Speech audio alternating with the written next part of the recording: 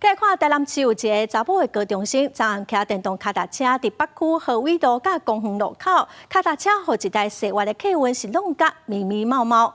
加在这学生只有轻伤，警方嘛呼吁驾驶伫倒车道要越正边的时，车应该先驶到上外面的车道，速度嘛要放较慢的，要注意人驾车。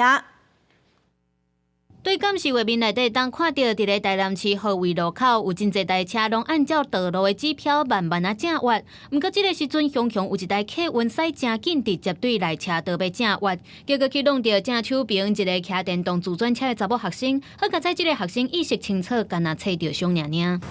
撞击的声音吧，就一个嘣一声。阮有甲伊看者，就是迄种核心的啦，核心的弄着应该是。 内车道不能右转，你一定要切到外车道才能右转。内线右转，对，然后外线左转。对，他目前的科技执法就是要抓这些。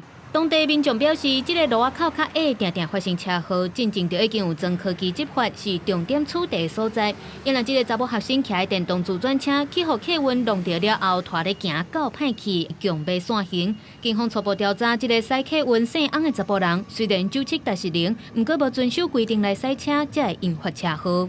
客运驾驶已违反《道路交通管理处罚条例》第48条，将处以600至1808万。